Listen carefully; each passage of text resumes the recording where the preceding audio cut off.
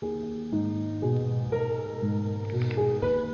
hosts feel it would be a little unkind to present this podcast without just a word of friendly warning. We are about to unfold the story of Frankenstein, a man of science who sought to create a man after his own image without reckoning upon God. It is one of the strangest tales ever told. It deals with the two great mysteries of creation, life and death.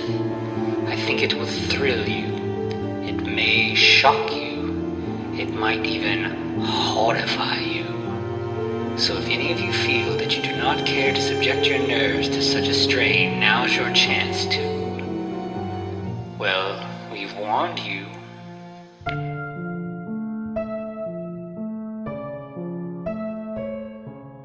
Hello and welcome once again to the Frankencast. I'm the mad scientist Anthony Bowman. My pronouns are he, him, and I'm joined as always by...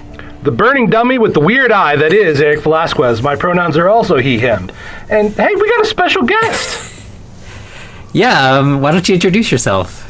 Hello, my name is Ryan Nanni. My pronouns are as well he, him. I don't have like a good character name. I didn't come prepared with that. I apologize for that. Yeah, it's kind of become our running gag that I just stay the mad scientist and Eric comes up with something new every week. Can I be the town hangman? Does that work? Okay, great. Perfect. So, one thing I talked to you online and, you said you were pro Frankenstein, so we thought we'd have you on. And one thing we've kind of asked people is, why Frankenstein? What is it that draws you to Frankenstein?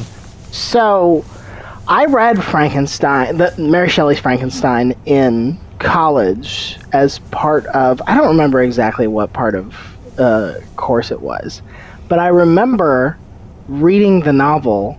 It's like, oh, this is way more layered and nuanced and complex and has all these twists and turns that go way, way beyond what sort of the simplified pop culture version of Frankenstein is. Mm-hmm. And it's interesting because in the same class we read Dracula, and Dracula has it's not that Dracula's bad, but what people sort of think of Dracula as is not that far off from what the original source material is. But it's just really I don't know, the idea that in the original material, Frankenstein, the monster, talks. Mm-hmm. And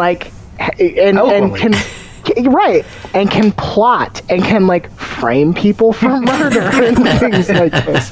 And it's just so wild. It's how did we get from that to I guess the universal is sort of the stereotype that we all go to. So yeah, I think it's just really interesting that it's a piece of culture that has stayed with us really effectively, but has totally changed from what it started out as. I think that's just really interesting. Yeah. That's one thing that's made this kind of fun. If you do a Dracula series like this, the movies are going to be relatively similar. And we definitely have some that try to follow the source material a little bit more closely. But yeah, week to week, it can be very different. So it keeps us on our toes and keeps things fresh. You can having erotic rites of Frankenstein is something compared to just your run of the mill army of Frankenstein. Yes, sure. So had you seen this movie? So we're talking about Lady Frankenstein, I guess I should say. Right, you can see it in the title, but. Had you seen this before? No. Full transparency, you sent me the list of here are some of the choices that you have, and I did a little Googling and Wikipediaing on them. Mm-hmm. And when I read the plot summary for this one, I was yes, I picked this one. I picked Lady Frankenstein. Nice. And it definitely delivered on what the plot summary said it was going to be. There is a Lady Frankenstein, right? Yes, that's correct.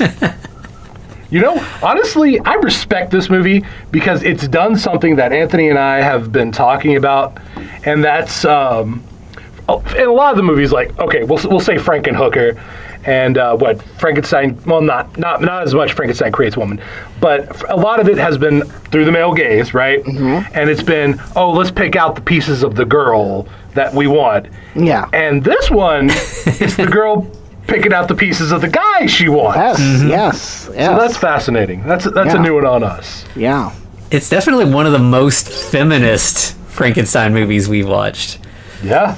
I think this is our first, it's not our first real femme fatale doctor, because we had those in the earlier Frankenstein movies, like the Hammer. I think one of the Hammer horror movies. Yeah, and there's like the Frankenstein's daughter movie with Santa. We run into female doctors occasionally, but not usually one that is. This one's active. Yeah. Considering the context for her even being in this time and place is more or less like, I finished med school.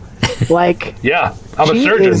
It doesn't set her up to be like, oh, she's has this plan, but she shows up, and spoiler, the minute her father dies at the hands of his creation, she's like, I have thoughts, I have ideas, I have improvements to offer. Like, I'm picking up this ball and running with it, right? Yes, she is in no way slowed down or dissuaded by what just happened. She's just like, all I see is room for improvement. Right? Absolutely. All right, well, let's get into this real quick. Yeah. So, all right, we open up with a bunch of guys digging a grave. Which is par for the course with Frankenstein movies. Yeah. Yep. So they steal a whole coffin. They don't even just take the body. They put the whole coffin in the back of a horse-drawn wagon. They're not concerned. And take it to a castle. Did you all notice that as they were going in through the castle gates, the wagon just hit the wall? Yeah.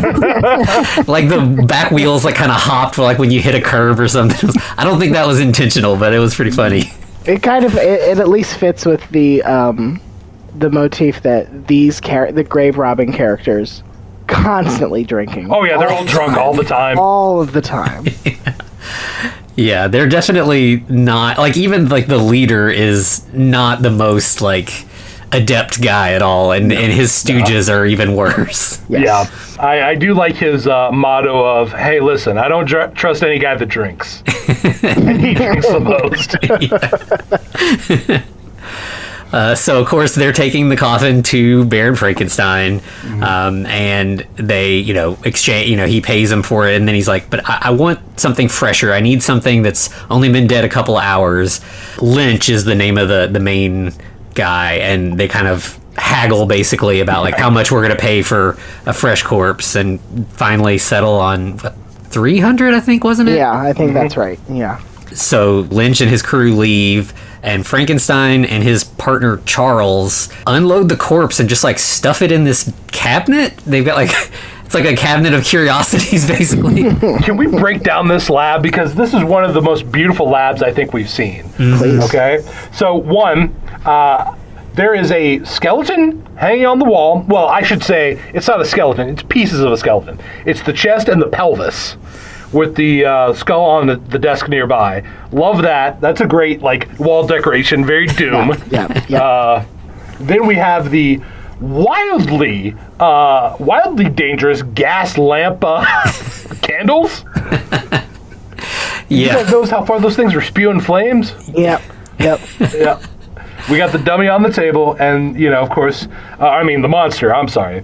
And we've got a bunch of, just generic lab equipment on the back. But for some reason, I love the raised dais. That's very D&D of this movie. Right? Yes. It serves no... It's not like the tables can sort of raise up or lower or anything that we see. Mm-hmm. It serves no purpose. It's just sort of this is where I will go to make a pronouncement about exactly science and man and God. Science! Yeah. And this, it's pretty common to have, various glass beakers and bowls with, bubbling liquid, but I think this has the most we've ever seen, just, all connected to each other, bubbling through. There's... And they all appear to be the same, too. That kind of... Because in my head, if you're designing Dr. Frankenstein's lab, it's like, okay, some of them should be like kind of steaming or something, and some of the, they should be different colors. But it's just like, yeah, we just got blood in different containers, basically. Yeah, they're distilling the blood. They're not labeled. We don't really know what's what. It's just a bunch of blood. Like, it starts off as basic blood in the beginning, and then it ends up as like 100 proof blood at the end. Yes, that's right. We're making blood gin. Yeah, blood gin.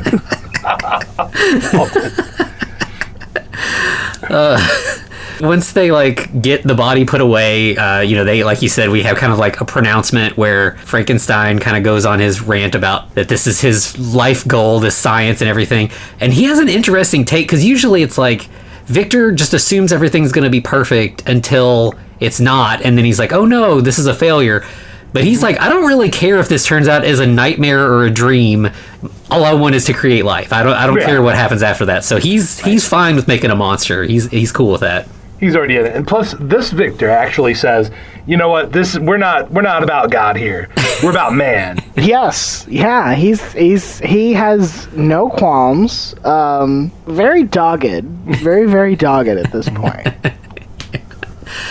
And Charles is like, hey, Tanya's gonna be arriving soon. What are we gonna do about that? And Frankenstein's like, we're not saying a word to Tanya about what's going on. Telling her nothing.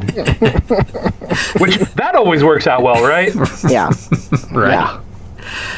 Yeah. And I think pretty much from there, like, he sends Charles to bed, and then it's like the next morning. And he sends his lab assistant to bed like a toddler. And so then, Tanya arrives the next morning, and we find out that Tanya is Frankenstein's daughter. Obviously the Lady Frankenstein of the title here. We also get to meet Thomas, right? Yeah, Thomas. As forward thinking as this movie is in a lot of ways, Thomas is definitely the hardest part to, like, sure. He's the, like, the stereotype of, like, the mentally handicapped guy. Like, he's the simple Jack from Tropic Thunder, basically. It's flowers for Algernon, right. More or less, is what's going on here. Yeah. Quite literally, I think, to a degree. Which will lead to some really dicey stuff later on, what we'll get to. Mm-hmm. And Tanya's like, hey, that Thomas kid, he's looking pretty fit, that guy. Yeah, and like the whole reason we meet him is because Charles is using him to carry her luggage around. Right.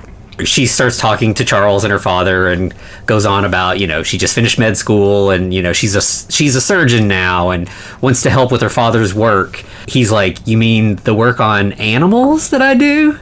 Yes, the work on animals that we do. Animal transplants. Yep, that's what's happening here. But even right away, she's like, I've got ideas for bigger things than animals. And he's like, oh, do you now? Humans, bam! So she's ready.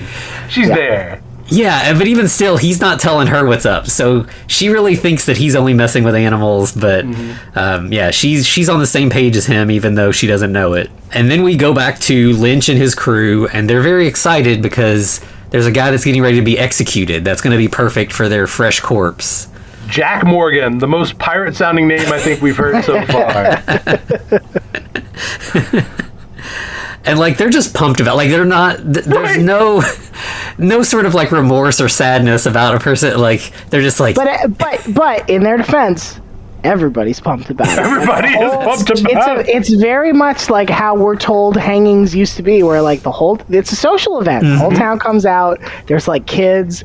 There's a band playing, I'm pretty sure. Yep. Like, and people are like pumped. People are like, all right, it's hanging day. I've been waiting a week for this. I mean, come on, right? Yeah. Yeah, and like even Victor and Charles are there, and then Tanya pulls up in a carriage, and they're like, "No, we don't want you to see this. Like, this is too gruesome."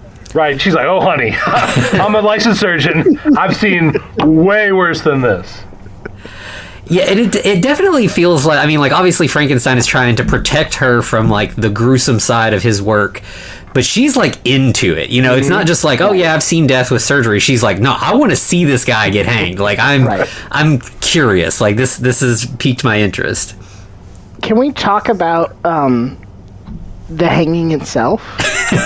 Yes, we can. So they set this guy up. They put the noose on him, and they set him up. Turns out to be it's a well, it looks like. Right. And the way it works is they knock out whatever, he's standing on where the opening to the well would be so that he falls into it. And y'all, he falls for like what feels like 7 seconds. Right? Before, That's a big ass well. There's not even necessarily a moment where like the rope runs out and you like see it all go taut. It just, like, if you told me he just fell to the bottom of the well and the rope just kept coming with him, I'd be like, yeah, I believe that. It's a baffling setup that they've got going here, in part because I'm like, nobody's using this well, right? We're not just like hanging people in the town's drinking water, are we? Right? Yeah. Okay, let me posit this for you real quick. They had the guy on a cart. Yes. They just needed to throw the rope over a branch. Yes. And drive the cart off. That was wholly unnecessary. Yes. Like, every other movie makes it seem like you need what? Maybe 5 feet of drop to hang somebody effectively. Yeah. But this town, they're like, nah. We're getting 30, stories. baby. That's right. What would have happened if the rope had snapped? Who's going down there to retrieve that body? I think in that instance, just like, well, you've died in a different manner. Now you've been left in a well to die. It's less humane. We apologize, but this is where we had a rope already. The well party. Yeah. Yeah, it's definitely, I have never seen this method before in any movie I've ever seen. It's also like, once, you would think one of the advantages to hanging somebody in a traditional style is like, all right, well, and then the body's just right there. Now you gotta go get this dead guy out of this 30-foot well. That sucks. Yeah, you're either dragging him up or tying the rope to a horse or something. Oh, man, yeah. Yeah, it's I'm sure that never happened in real life, but I'm curious what the reasoning for it in the film, like why they were like, maybe it was just like easier to not have to do like a harness or something. But, probably. Yeah. All I know is that one of Lynch's buddies is really excited about it. Yeah. Yeah, they're like right at the well watching it go down, and they're very thrilled. We also meet the Inspector Harris, who is played by Mickey Hargitay, who was like a muscle man in a lot of like horror movies back in the day, and was married to Jane Mansfield, and is father to Mariska Hargitay from the Law and Order show. Right. And we have a lot of like shithead cops in these. He's like actually like a pretty smart cop. He's definitely smug. But he's like one of the most competent ones we've seen in a while. He is the most competent. Like, he understands when people are bullshitting him. And he has no problem calling it out. He's like, all right, or being like, all right, yeah, sure, whatever you say. And like, that was bullshit. Yeah.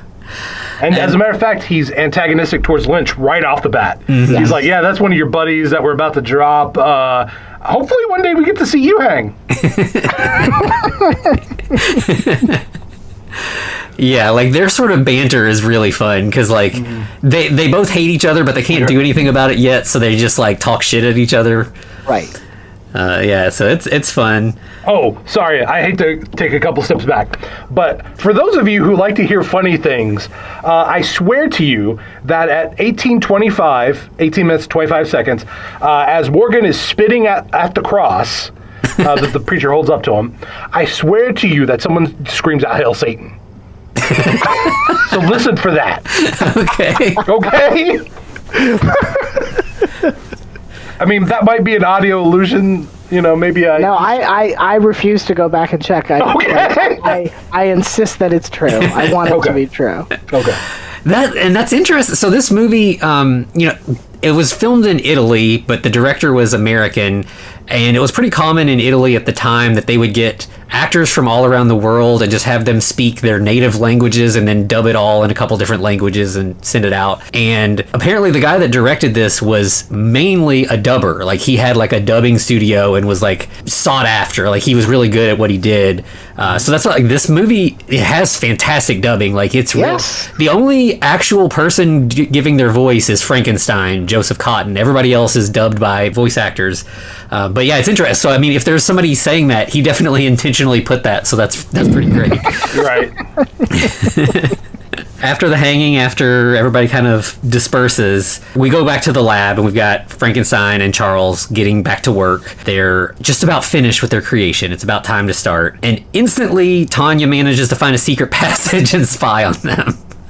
Oh, Doesn't even like it's not even like it's not like she hears something and she's like, what is that? It's not like there's like, oh, I can feel wind coming. She just like walks to a wall and immediately knows that it's fake. Well, no, I mean, remember, she mentions it, that she used to actually spy on her dad. Yes, so this is presumably the passage she used. Mm-hmm. Yes, that's true. You're right. But yeah, that she just immediately assumes that something's going down. What's going and it's on time in to the go lab. in there. Mm-hmm. But yeah, and of course she's right. They are working on all of this stuff. So she sees this is not animals. We're working on humans, and she's like, "Oh, cool. That's what I was wanting to do. So let's get to work." Right. And they're like, "Oh no! You're my daughter. You can't be involved in this."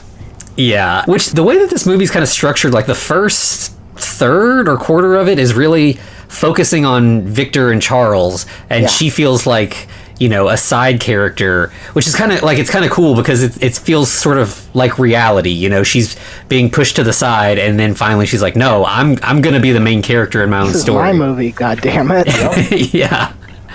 I'm right. not gonna put up with like the patriarchal stuff that I've learned from my dad. I can do this stuff myself. Mm-hmm. But at this point, of course, Victor's in charge and sends her away. She's upset, but she leaves. Well, he even tries to code it in like, oh, listen, I don't want the cops finding you and implicating you in my crimes. So go on, and you'll be safe. So then we get some of the surgical stuff. They remove Morgan's heart, and they put it in an aquarium tank thing, and jumpstart it. And so it's like, it's just beating there in the tank, and they I think they talk about we can keep this going indefinitely until we're ready to put it in the creation. Right. But once we put it in a body, we've got to have a massive lightning or electricity source, or it'll die for some reason, somehow. And then it's like Victor goes upstairs and starts to he's like, okay, I'll tell you what I'm up to, Tanya. And so he kind of like talks about his experiment a little bit, but then a storm happens, and he's like, oh shit. I got stuff to do. So he runs back downstairs, and we've got the lab is like in full force now. Everything's bubbling. There's sparks. There's all the cool stuff's going on. And right as they're getting ready to do the brain transplant, Charles is like, "Oh, wait, there's like a tumor or a lesion or something. It's on the hypothalamus. That's a problem. We can't use this brain." Right. And Frankenstein's like, "Fuck it, we're doing this live. We're just going for it."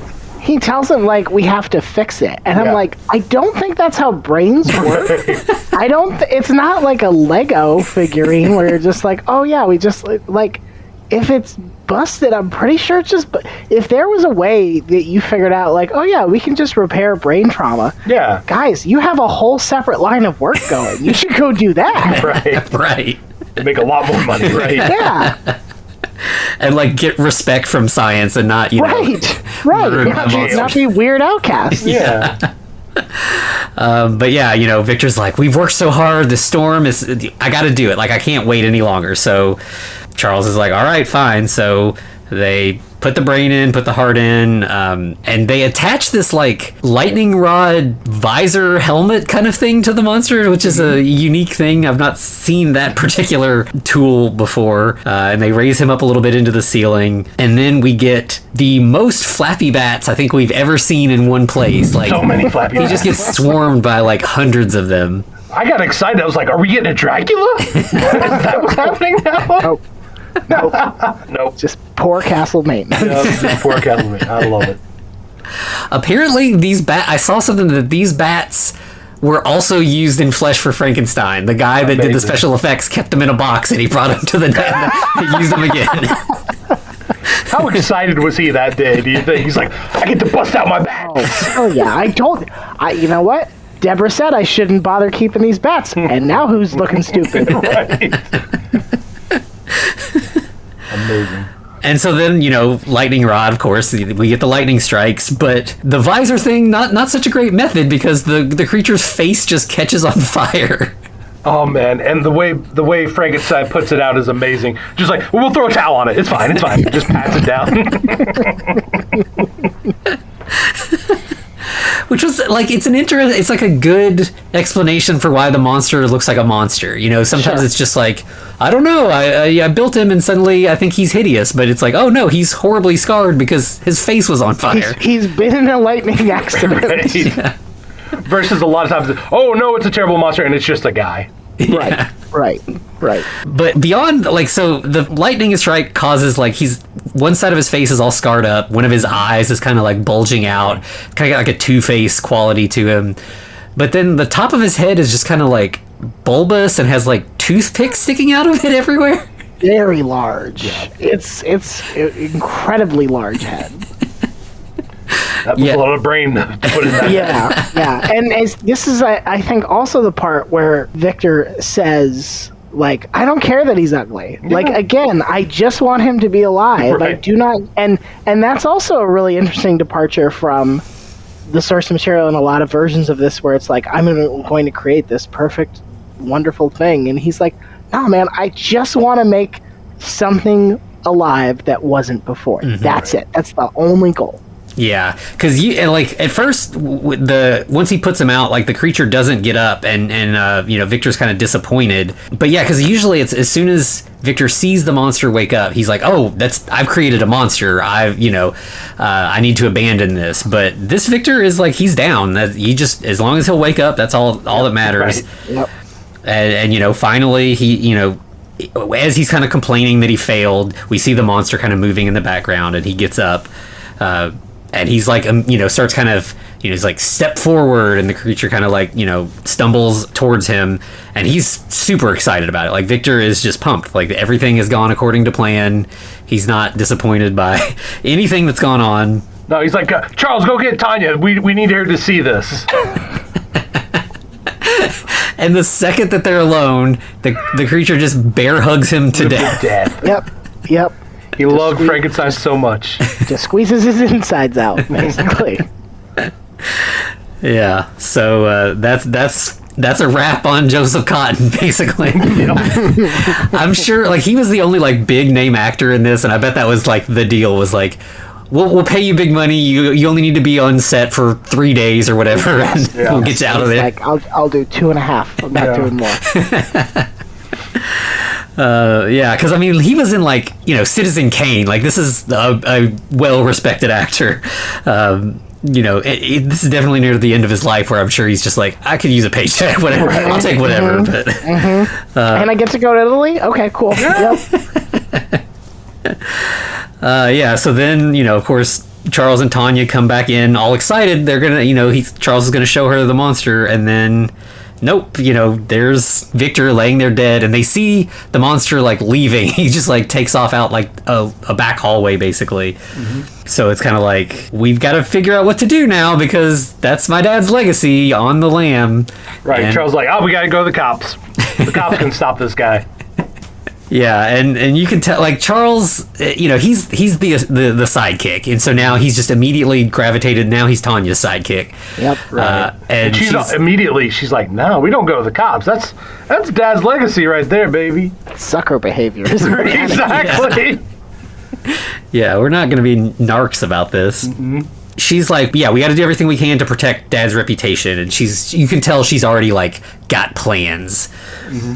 But then we see outside, the creature is now roaming the countryside and finds this couple laying in the grass making out. We're gonna have nudity quite a bit from here on out. So. Yep. So like, the guy is wearing jeans and the woman is fully naked. Like, fully yes. I don't think that works out naked, but like, doesn't even appear to have clothing nearby.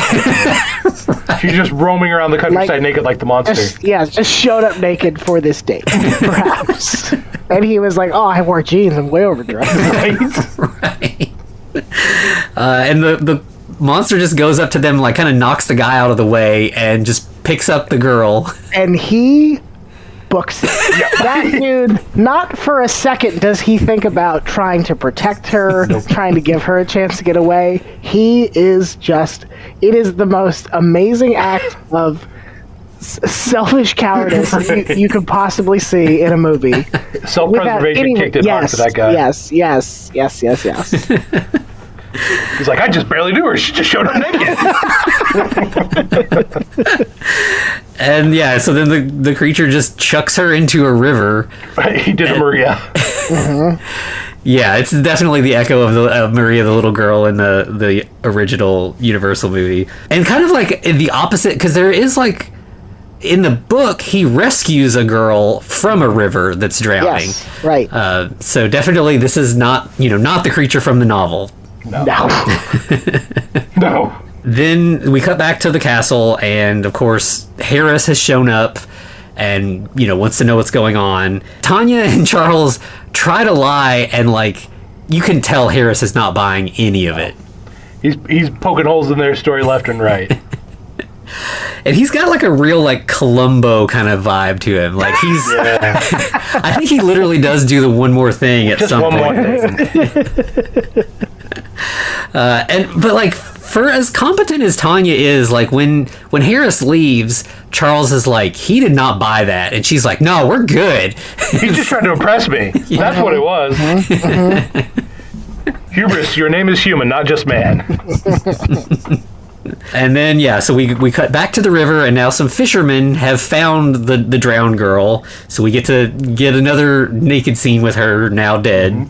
But then the monster finds them and attacks one of them as one runs away. Yes. I think the one he attacks he's one of the grave robbers, right? So this is a tricky part of this movie, is that a lot of the actors in the like secondary and tertiary roles look alike and are dressed very similarly. And like they're not distinctive enough for you to know, like, oh, this is clearly who that guy is, Right. So there were a lot of times where I was like, is this one of the grave robbers, or is this one of the like police guy's friend? Like it gets real murky. I think we do find out that he was one of the grave. I just wrote him down as young Emeril Lagasse. I wrote Emeril Lagasse too. That's so funny. He looks a lot like Emeril Lagasse. Right? I mean, I guess, What Italian... we didn't know was Emeril Lagasse tried acting in the 70s. But the guy who gets away carries the girl with him, like, so he manages to get her body away. And then we just cut to Lynch waking up to a knock at his door. Hey, who is that? That's Harris. Yeah.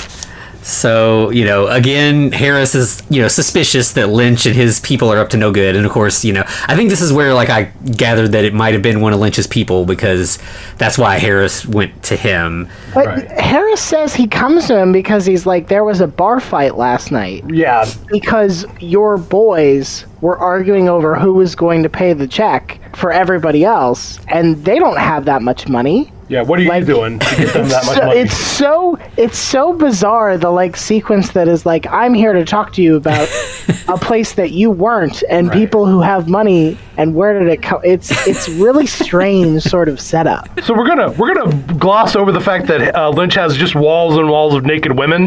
Yep. And not only that, but one just springs up in the middle of his bed. I will say I do like that our detective basically walks in and immediately just starts talking shit about it. So much shit.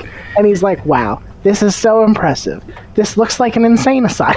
It's like, there's no wasted space, all just vulgarity. It's all tasteless vulgarity. Yeah. Yeah, and it is, so like he picks up, there's like a glass with like a bottle next to it, and he's like, oh, you're drinking alone? And then that's when this girl just springs up out of the bed. Not alone. Yes. And so like they've had this whole conversation with her just tucked in under the sheets, and she just pops up, and then Lynch just like pushes her back down and tucks her back in. Right. Lynch is fully dressed. Mm-hmm. She is fully naked. Yeah. Like, this is I think the third woman we've met in the film, and two of them have been completely naked for the entirety of their appearance. Well, listen, we'll get pretty close to 100% here in a bit. Yeah. There's one character who's going to throw off our odds down the line, but we'll get there. The whole conversation with it's sort of like they're playing chicken with each other. Yeah. Lynch isn't going to tell Harris anything, and Harris doesn't have enough evidence to really do anything about it just yet. Well, he does kind of admit that he's a loan shark, and he has his leg breakers go out and collect his money for him. Yeah, but I guess that's as long as there's no violence, he can send debt collectors out. Anyway, there's not enough to prosecute Lynch for this. Oh yeah, so because he talks to him about that, and then when he goes outside, that's when he finds out about the dead girl. So he wasn't even aware of it yet at that point. Right. Peter, his assistant. Yeah. Yes. And he's like, we heard rumors that she was attacked by a big monster or something. And Harris is like, that doesn't sound right. He's kind of continuing his investigation. Meanwhile, there's like a bunch of villagers that are like, is it time to form an angry mob? Can we mob up? We want to mob up right now. Guys, we talked about this. Yeah. You can't do this every time there's one death. You just can't. But they said monster. And also, props to Harris for being like, Peter, you go deal with this. I cannot be fucked. That's right. That's right. I got better things to do. Right. And then we go back to the Frankenstein place, and Tanya is like, all right, Charles, what we need to do is fight fire with fire here. So we need to just make another monster. And then that one can kill the first monster. Problem solved. Right. And yeah, Charles is not by that plan. He's like, I heard rumors already in the village. They know there's a monster on the loose. Like, we're gonna make things worse. We don't need to double the amount of monsters in town. Right. And she's like, no. He's an executioner. That's what he is. Then we just see her visiting Lynch, and she's like, I'll give you $500 if you get me a brand new corpse, but he's got to be strong. I need a big, tough guy. Well, because Lynch is creepy and greasy, he says, your money's no good here. You have another way to pay. I don't think we need to go too much further with that.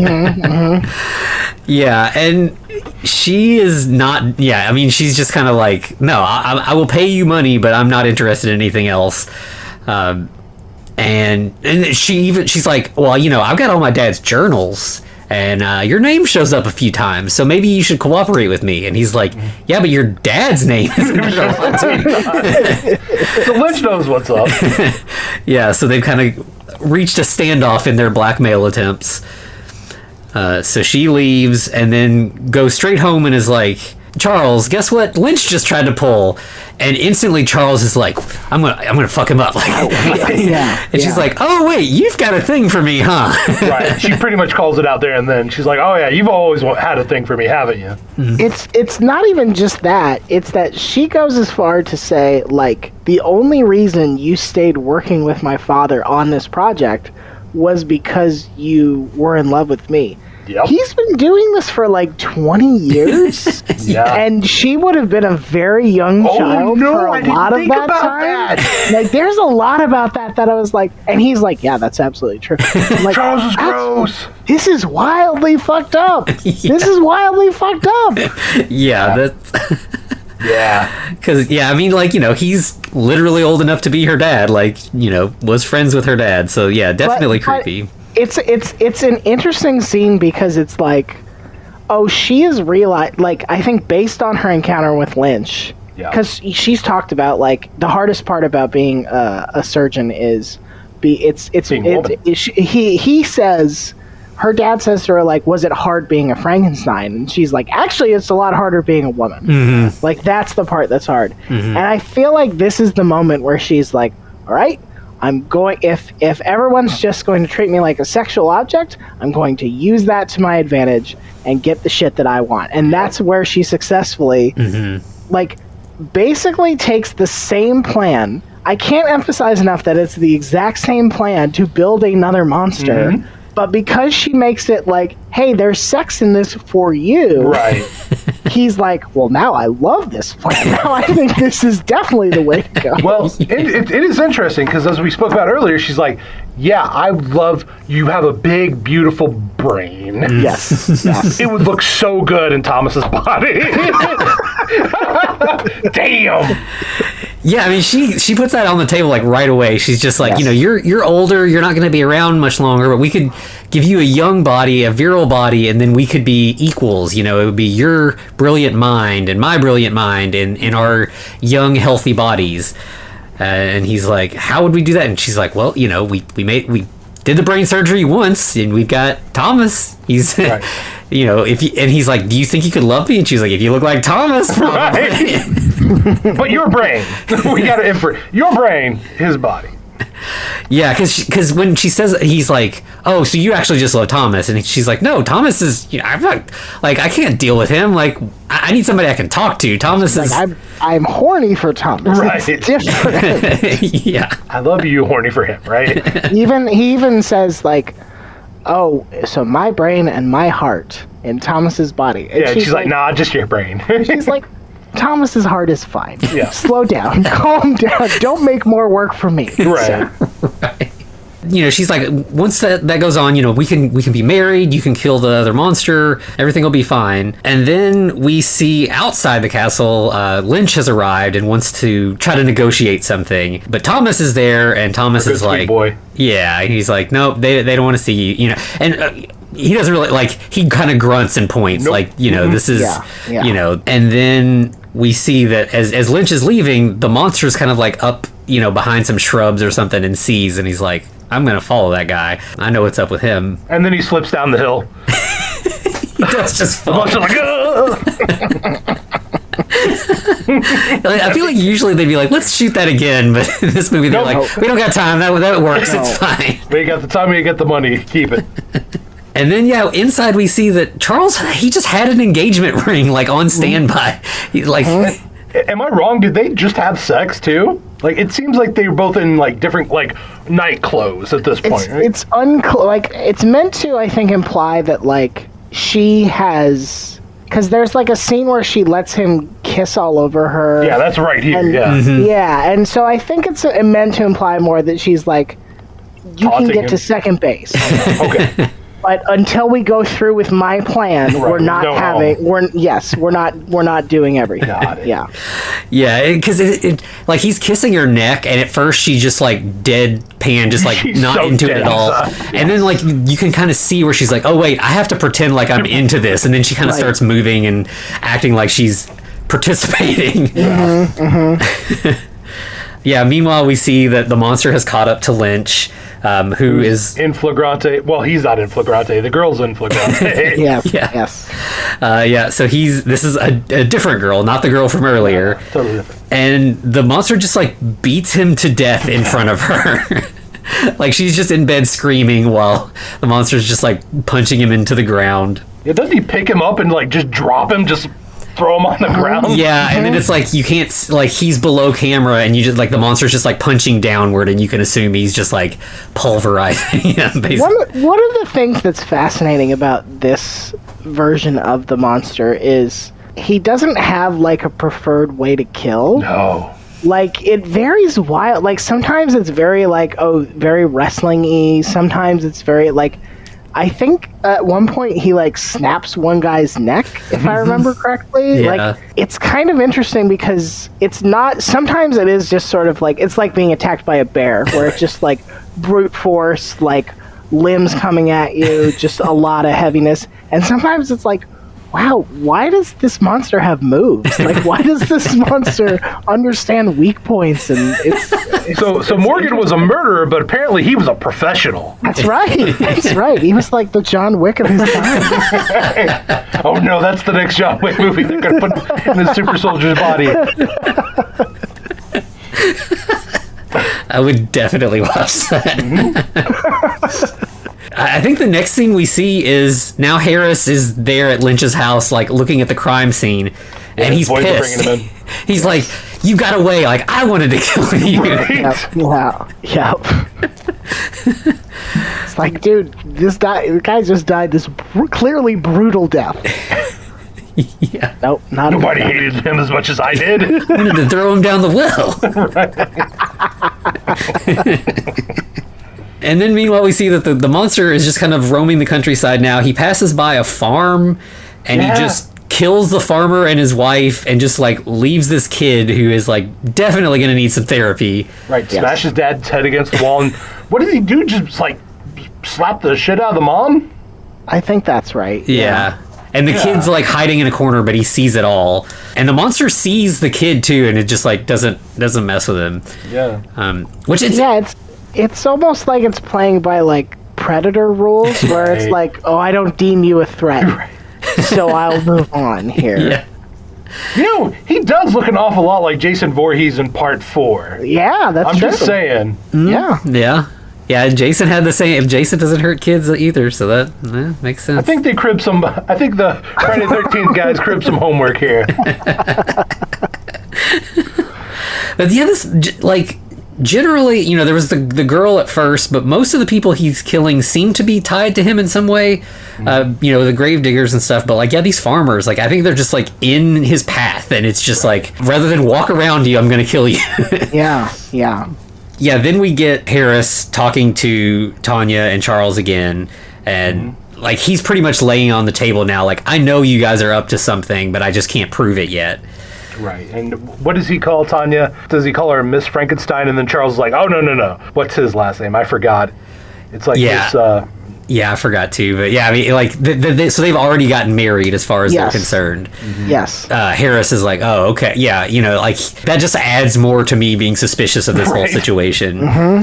He talks to him about there's rumors of monsters and stuff, and this is where he does the Columbo thing, because he starts to leave and he's like, oh yeah, one more thing, do you believe in monsters? And Tanya's like, no, of course not. And he's like, oh, this is a good line. He's like, I do. Right? Come on. Yeah. The one-liners in this movie. And then we see that even though Lynch is now dead, he's got his guys are still up to no good. So they're digging up a corpse, and they're like, surely Lady Frankenstein and Charles will want this. It's such a doomed plan. Yep. It's not. Nobody has asked them to do this. They're just like, well, we know there's a market for this, so we would be fools not to. Right. Yeah, they haven't figured out the supply and demand thing. They need the demand first. Listen, they're kind of new to this whole ringleader thing. Yes, that's right. But then the monster appears and just decimates them. And they're down in the grave. He ends up... I don't know if those things are called, the big slabs that they would put over some graves to keep them from floating up or getting dug into or whatever. Yeah. He picks up a whole one of those and just tosses it down in the grave. And that would have killed them enough if he hadn't already killed them. Yep. Yeah, it's that's pretty intense. And I think then again, it's just Harris at the crime scene. It kind of becomes a pattern where we get the monster killing somebody and then Harris showing up to look at the dead bodies. But this is the only point where Harris figures out what's It's weirdly crucial that the monster killed them here, because this is where Harris realizes, oh, they've been digging up graves. And he tells his guys dig up every grave that's been dug in the last right? Yes, right. And they're like, what do you expect to find? And he says nothing. Love that. Oh, so good. Yeah. So yeah, he's definitely got the pieces all put together at this point. Back at the Frankenstein place, Thomas is bringing in presents. Or whatever. He's carrying all these gifts. I guess it was just an excuse to get him in the house or something. And this is the most fucked up scene in the movie. So yeah, she, Tanya has Thomas set all the gifts down, and you can tell he's nervous, he's uncomfortable, he's attracted to her, but he doesn't really understand those feelings. He's very much like a child, and she sets him on the edge of the bed and just starts undressing. Right. And so yeah, this is not a situation that could be consensual. He does not know what's happening. And nope. And it's gonna get worse from there, folks. Yep. Yeah, so he lays down and she climbs on top of him, which is I definitely I think a symbolic thing that she's the dominant one, she's on top here. That's not usually the way you see a sex scene play out in a movie from this time period. No. And this time she's actually enjoying it. So there's emotion there. Yeah.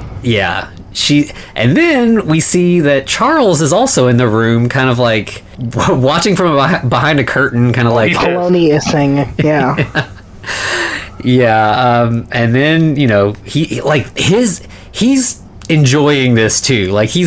There's some kind of stuff going on here where he's liking what he's watching. Well, it's shot in such a way where I thought I knew, I had a good sense of what was going to happen and why he was there. But there was a moment where you're does she know that he's there, or is he just like, is this one path this could have taken was he's still not sure about her intentions, Right. and this is like him, but that's not what happened at all. He is meant to be in the room. Right. Yeah. That's what I was thinking too. Is like, oh, he pissed. Right. But I think it's almost like, he's seeing his new body getting test driven. Yeah, And he's like, he's looking into what he thinks is his future. yeah. Yeah, it's like a preview of a future sex tape that he's going to get to be. Could you imagine the market for that? But then, of course, as we're hinting, he comes into the room and Thomas doesn't see him, and he picks up a pillow, puts it over Thomas's face, and Right, and Tanya's basically holding Thomas down while he's being suffocated by Yeah. this other guy. And like you can tell, like it's like I think Thomas and Tanya are both having orgasms as Oh, no. Thomas is being killed, and like Tanya bites her wrist in this way that's like just super horny, like that. Yeah, like I don't know Thomas. I don't know about Yeah. because we can't see his face, so it's sort of hard to say. Tanya is definitely having an awesome time. This is her thing. An Yeah. awesome time. She's found her thing. Yeah. Yeah, I think that definitely corroborates, like, with her earlier being like, I'm curious about seeing this hanging. Like, she's like, no, I'm into this dark shit. Like, I am, Right. I am like, proto-goth here. Like, She's the mold that Tiffany Valentine will one day emerge from. which I feel like she's probably the closest character we've ever had in a movie to Mary Shelley.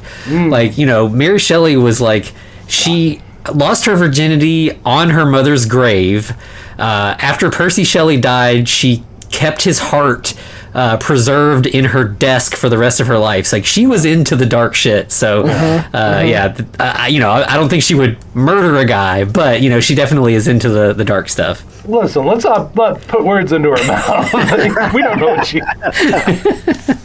Yeah, so, at that point, they've got their body ready. But, like, right afterwards, we see Tanya's outside, and a woman comes up and is like, hey, I'm Thomas's sister. Have you seen him? And she's like, no, he's, he was around, but my he's...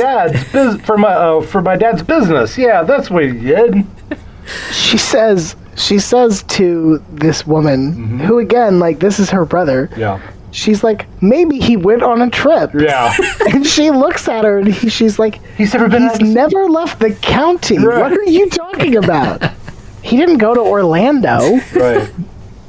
Yeah, it's like, if my mentally handicapped brother was leaving town, I think I would know. Like, Yeah. That's not a thing that happened. But I feel like after every one of these scenes, Tanya's like, I nailed that. Yes, So 100%. 100%. she's like the original, like, gaslight, gatekeep girl boss. But yeah, so she sends the sister away, and like you said, she's like, yeah, that was perfect. But immediately we get the sister going to talk to Harris, and it's like, I don't trust what's going on in the Frankenstein house. No. That's Tanya. She's sketchy. I don't believe a word she says. Right. And she says, that kind of woman can destroy a man for fun. And it's like, yep, Well, 100%. Correct. You ain't wrong. You nailed it. And Harris is like, I know something's up here. I'm on it. Like, don't worry, I'll get to the bottom of this. Right. And he's like, wait a second. They don't need those animals. Those aren't animal parts. Yeah, because the whole thing was that Thomas was like the animal handler. He cared for the animals, and it's like, well, why are these animals staying around so long if that's the experiment stuff? But, yeah, so Harris is definitely like, he's got all of the stuff figured out at this point. Meanwhile, we've got Tanya and Charles discussing the procedure while the townspeople have all shown up at the police station, and they're like, I've never heard another man say that he's pumped his sack. He's going to pump his sack into this other guy this many times.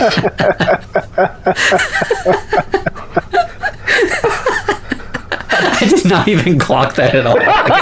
Totally. I mean, blood. No other fluids at all. Don't worry. It's fine. Yeah, it's fine. And yeah, then like the villagers are like, we saw a monster, we shot him, nothing happened.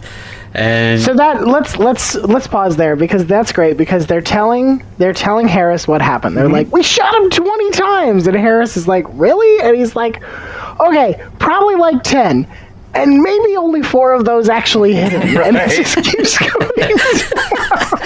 So needless to say, Harris thinks Sack is full of shit. Yes, so Harris is like, this is nonsense, but like, I thought it was just one of the funniest moments in the movie where the townspeople were like, it was like talking to a 7-year-old. Be like, we must have shot him 500 times. Really, 500? Yeah.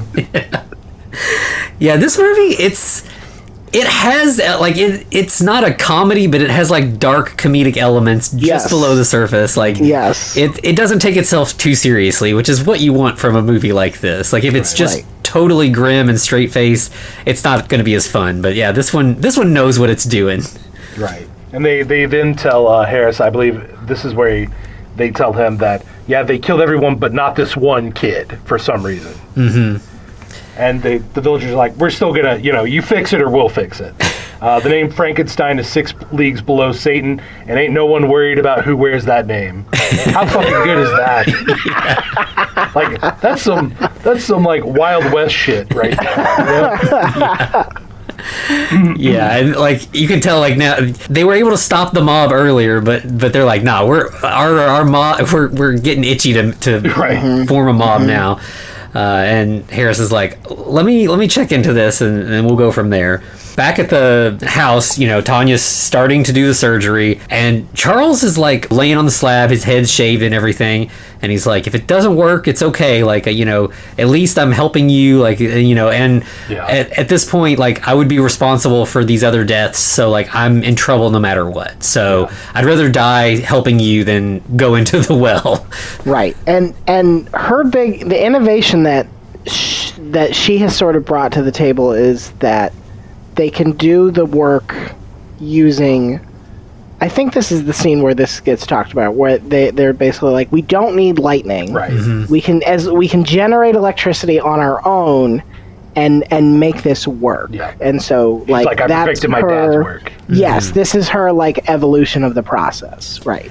Yeah, and it's like she's got a bunch of like old looking like dry cell batteries that like Yes. Yeah. which like did exist at this time, so like it makes sense. And then she's got like these 2 rods that go into like this jar of water basically, and sparks are going everywhere. It kind of looks like jump starting a car or something. Right. Yeah. It's a very fancy version of like using a potato to power a Potato clock. battery. Yes. Yeah. And I think really it's just like 4th of July sparklers that they just lit and stuck in water, but it looks great. Like it Yes. probably costs like $2 and looks incredible. Right. Yeah. And then, of course, Tanya's like, hey, how do you like to smell my ether rag? And just... Yeah, so she's kind of starting the surgical process. Or no, She almost starts, and then Harris arrives and cock blocks her, kind of. Because It's so weird because she has to like get dressed. She ends up like dressed completely differently. Right. She's in her lab outfit. Now she's in this like Fancy dress. red and black formal gown thing. like, she's pissed pumping those bellows, though. That's like Yes. frustration. Yeah. Yes, and she tells him, she's like, I don't appreciate you coming here. And he's like, I'm trying to What the hell? solve your dad's murder? Yeah. I think that's cool. Right. She's like, And well, my she's like, husband's ill. right. Yeah, I guess that is the thing you're supposed to do. yeah. And she tries to play off like, oh, my husband's sick, so you Yes. probably need to leave. Yes. Yeah. Does she fall asleep after that? Like, there's a scene later where she's wearing the same dress and she, like, is at a desk and she, like, kind of wakes up. And I'm like, did you forget what you were doing briefly? Maybe she's just so exhausted from dealing with Harris. I guess so, Needed a yeah. nap. Yeah. Oh, yeah, that's right, because she gives, like, this weird voiceover Yes. right afterwards. She's, like, explaining the entire process. Yes. How it's going. Yeah, that's right. Yeah. But can we talk about another beautiful line where, like, Harris is like, I know a beautiful woman like you wouldn't lie to me. And she's like, well, has any woman like me ever lied to you? And he says, they lie to me all the time. He he crushes it in this movie. Yeah. He's great. Yeah. He's fantastic. Yeah, he really is. Like, if they made a sequel where he is the main character, I would watch that. Yes, 100%. So then, yeah, we finally get her reviving this new monster. He wakes up, like, this seems to work better than the storm, actually. Like, there's not that delay. He wakes up pretty much right away. And his face doesn't melt. Right. That's another big that's a bonus. Yeah, that lightning rod attached right to the face. Who would have thought that wouldn't work?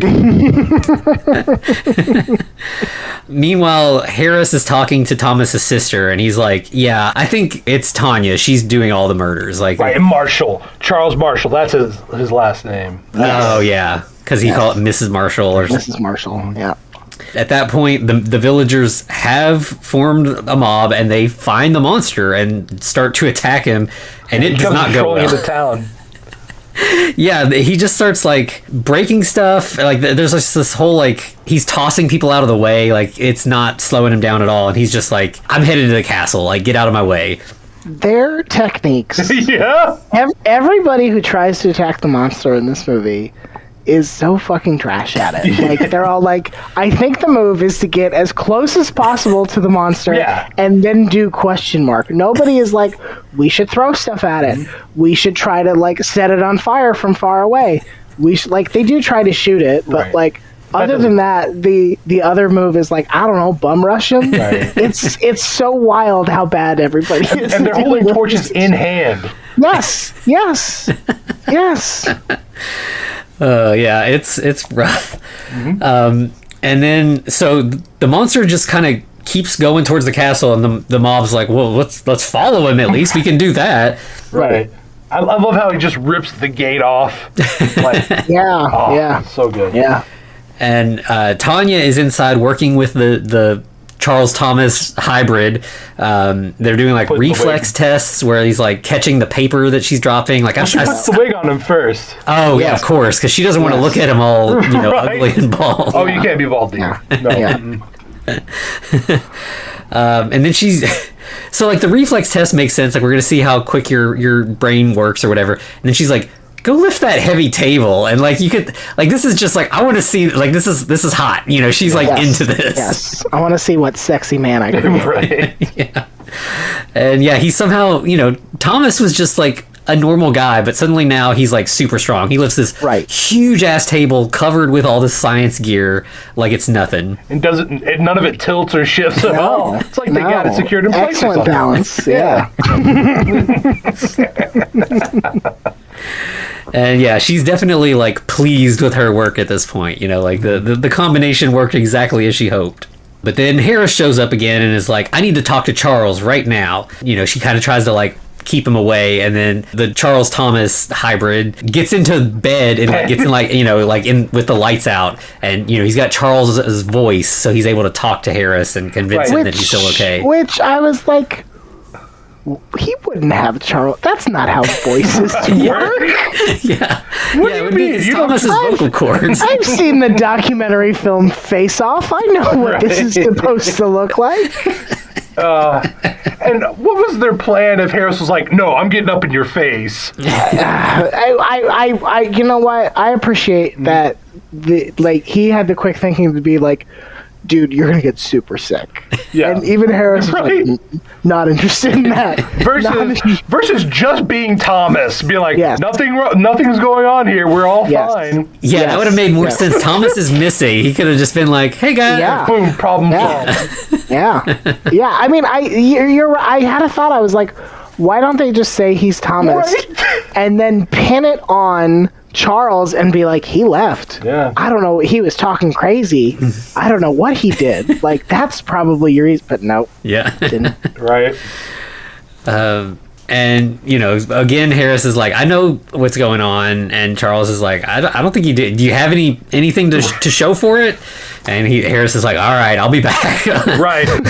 Charles actually gets one over on Harris this one time. He's like, what proof you got? And this is also where Harris says, like, look, I'm here because I want to keep you alive. Yep. And this thing is coming for you. And therefore, I'm gonna hang out here and we're gonna try our best to like set a perimeter and be protect you and whatever. Needless to say, very poor job. So. Yeah, and it, like as soon as Harris leaves, Tanya's like, "All right, let's pack. We can get the fuck out of here." Right. And Charles is like, "No, the whole thing was I gotta stop the monster. Like that's our responsibility. I'm the only one who's going to be strong enough to do it." Right. But now she has her toy. She's like, no, we gotta go. Right. Yeah. And so of course the monster arrives on the grounds and instantly just knocks Harris out. Like. Just I swear this thing sneaks up on people right? like he's Solid Snake. It's amazing. Like nobody hears this lumbering, grunting, 7-foot-tall thing coming until it's right up on him. Morgan took so many levels in Rogue.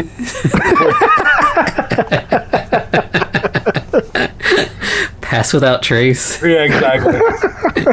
Had to.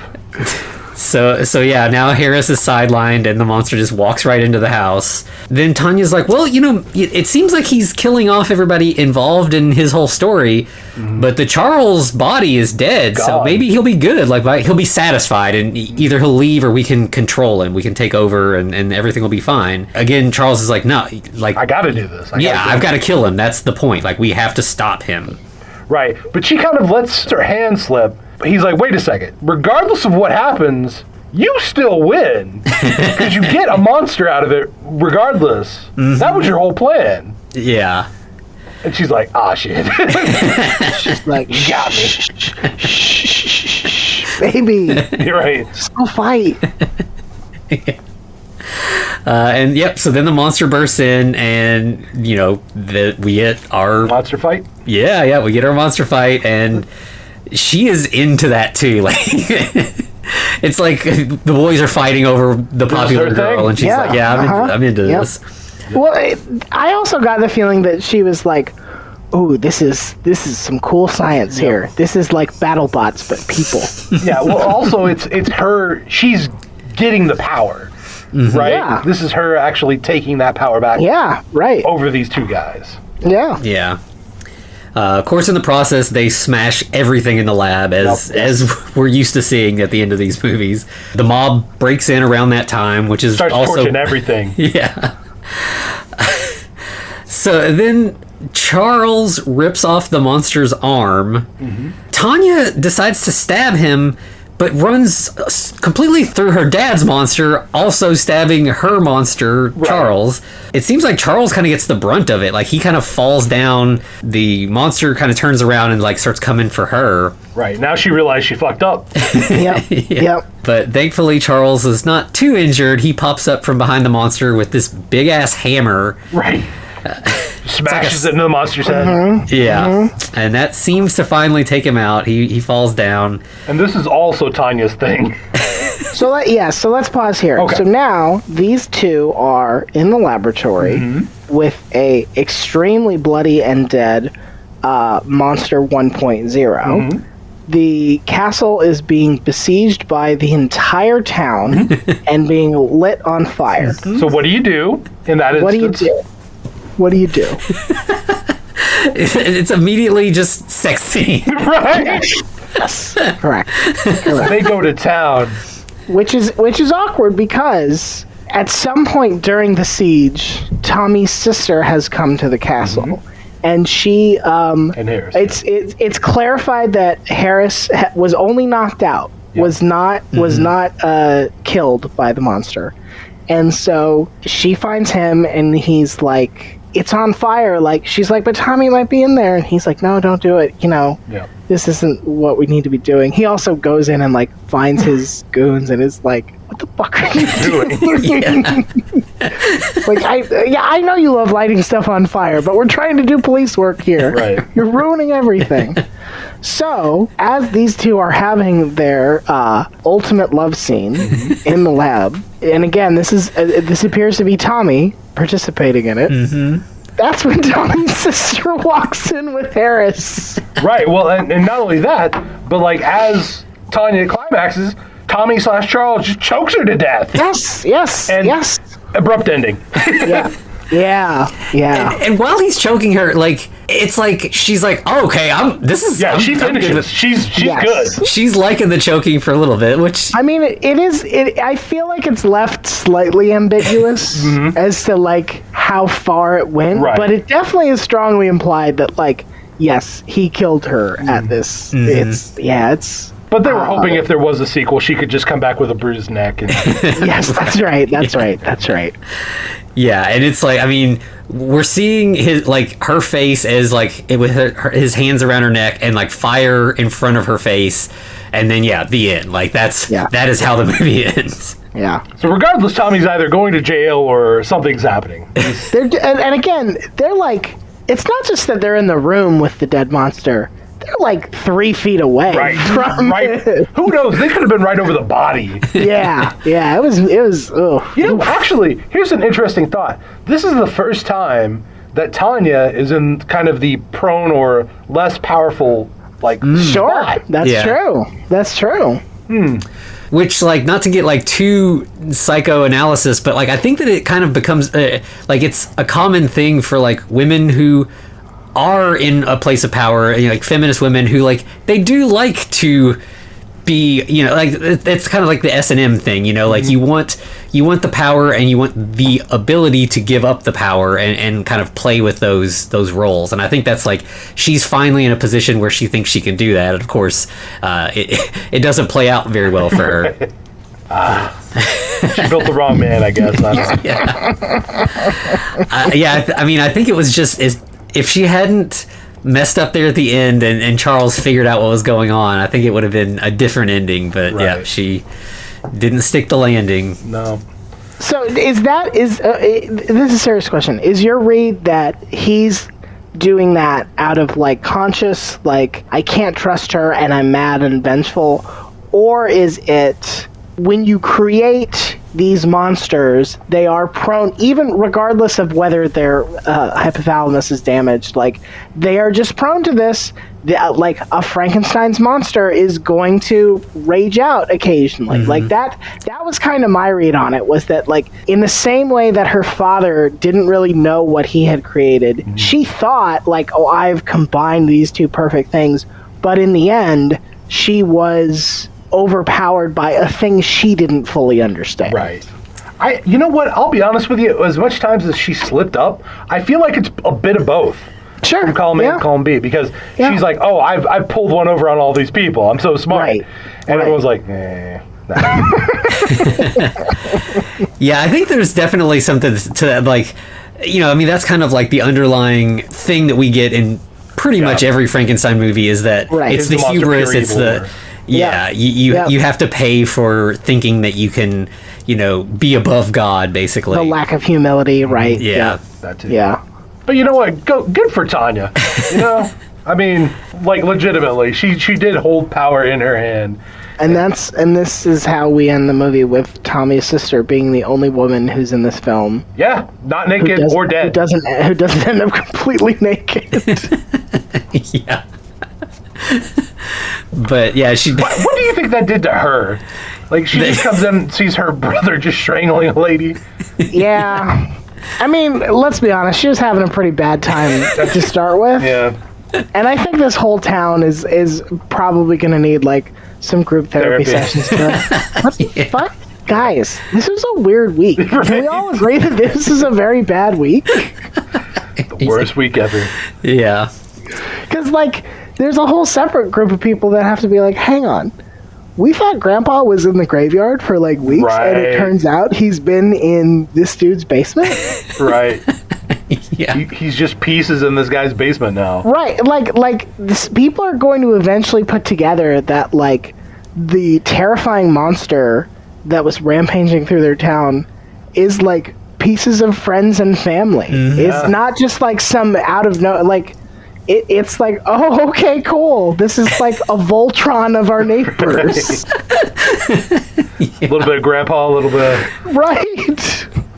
They're probably going to be pretty happy with their decision to burn the castle down once they kind of everything shakes out. Yeah. Torch it all and forget about it. That's right. Live in denial. Yes. All right, so that was that episode. That was Lady Frankenstein. I think this is one of the smarter. We've been watching some real dumb movies lately, and this one, it's fun. It's not like homework, but I think that this had a little bit more going on to it than some of the other ones we've been watching lately. There was actually some thought in the writing, and I think I assumed that. Okay, a lot of these they're sort of like, I don't know, what's the title, and they're sort of like, all right, let's just figure out how we can make it that. And I assumed like Lady Frankenstein was just going to sort of be like a lazy sort of like, yeah, and there's a lady in this one. But it does actually do some interesting things with like gender power dynamics and like sexuality and things like. Yeah, there is enough here that you're sort of like, okay, this is at least a different interpretation and spin on what is in many ways like a very straightforward Frankenstein movie. So the funny thing about that is I read this. Apparently, the way that this movie came together, there was a producer who had a bunch of money, and he had a crush on the actress who plays Lady Frankenstein, and wanted to get a movie with her starring in it, and reached out to this director and was like, I just got this script called Lady Dracula, and I want my girlfriend to be in it. And he's the real Charles. So they started production, like they were kind of getting things ready to go, and then the director was like, okay, where's the script? And then it turned out that the guy had not bought the rights, and the guy who owned the rights were like, I'm not selling the rights. And so they were like, we don't have a script now. So the director called a friend who was a writer and was like, I was going to do this Lady Dracula movie, and it just fell through. And he's like, well, what if we do like Lady Frankenstein or something? And so like they threw this script together in like a week or two, and like it's really good considering it's very competent considering all of that. Yeah. Wow, if they had only given him like 2 weeks, this would have been a masterpiece.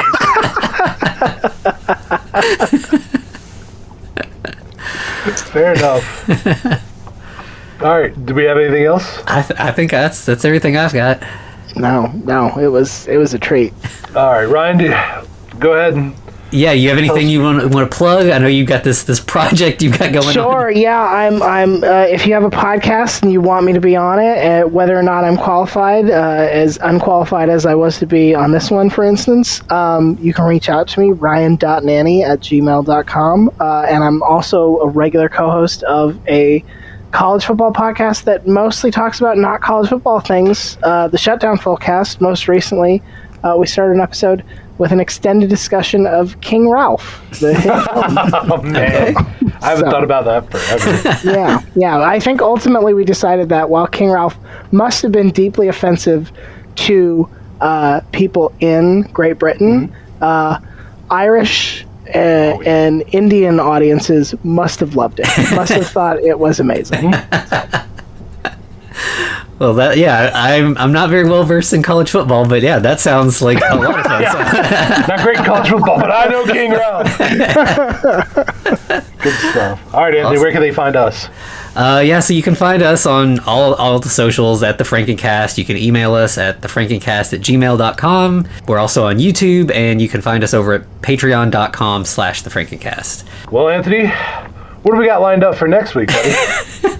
So you usually have the teaser for the next week, but I feel like it's my responsibility to own up for this terrible thing that I have done. So a lot of times, we'll do a series, movies that are connected, sequels and stuff like that. But sometimes things can get a little samey when you're doing a series. So we had 2 series that we wanted to check out that both of them seemed like they might be a little overwhelming to do all in a row. So we're going to split them up and do them back and forth every other week for the next 7 weeks. We weren't on drugs when we came up with this, I promise. So next week we'll be watching the first of the 4 Hotel Transylvania films. And as a palate cleanser, we decided we were going to do The Human Centipede.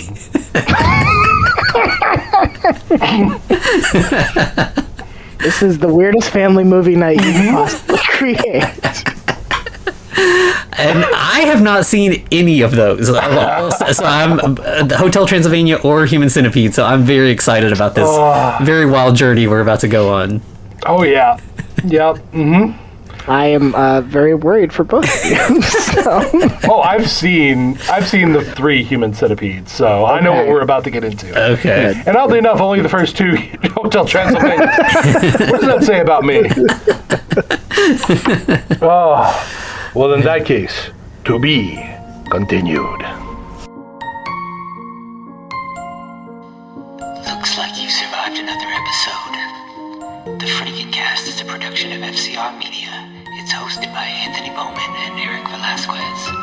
Follow us on Twitter at The Frankencast, or send us a letter at thefrankencast@gmail.com. Our cover art is by Amanda Keller. You can find her at Keller Illustrations on Instagram. Our theme music is by Vivek Abhishek. Thanks for listening.